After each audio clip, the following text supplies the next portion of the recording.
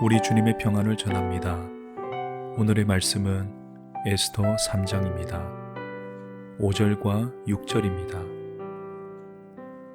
하만이 모르드게가 무릎을 꿇지도 아니하고 절하지도 아니함을 보고 매우 노하더니 그들이 모르드게의 민족을 하만에게 알림으로 하만이 모르드게만 죽이는 것이 부족하다고 생각하고 아하수에로의 온 나라에 있는 유다인 곧 모르드게의 민족을 다 멸하고자 하더라.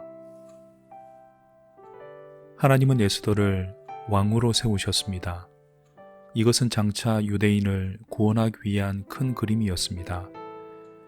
그런데 구원의 역사를 방해하는 세력이 언제나 등장합니다. 아하수에로 왕은 하만을 2인자로 세우고 그 앞에 절하도록 했습니다.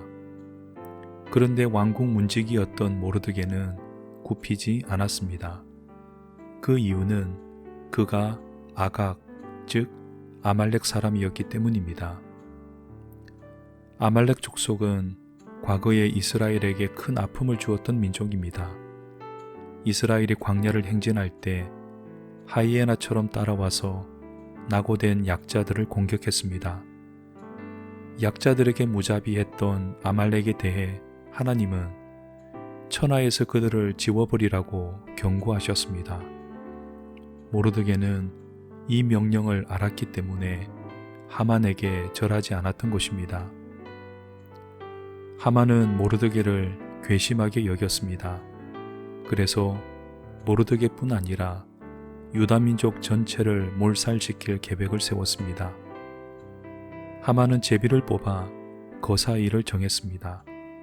제비 뽑았다라는 말은 점성술에 도움을 받았다라는 뜻입니다. 오늘날 무당에게 날짜를 받는 것과 비슷한 행동입니다. 어찌 이런 방법으로 하나님의 계획을 가로막을 수 있겠습니까? 이스라엘 백성은 지금 하나님의 시간표 속에 있습니다. 그래서 표면적으로는 큰 위기 가운데 있는 것 같지만 실상은 하나님의 보호 아래 있습니다. 잠언 말씀을 소개합니다. 사람의 마음에는 많은 계획이 있어도 오직 여호와의 뜻만이 완전히 서리라. 하만이 아무리 치밀하게 계획을 세워도 하나님의 뜻을 이길 수는 없습니다.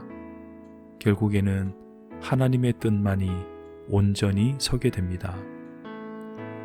세상에는 하나님의 뜻을 거스르는 계획들이 많이 있습니다.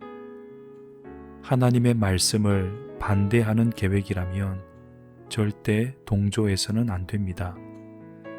모르드게처럼 불의의 고개를 숙이지 않는 담대함을 가져야 합니다. 오늘도 하나님의 뜻을 쫓아 살아가기를 간절히 기도합니다. 자비의 주님, 우리는 하나님의 시간 속에서 살아가고 있습니다. 지금은 고통스러운 일이 많아도 결국에는 하나님의 뜻이 온전히 설 줄을 믿고 인내하게 하옵소서.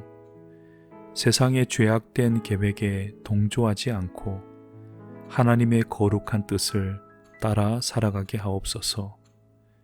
우리 주님 예수님의 이름으로 기도합니다. 아멘.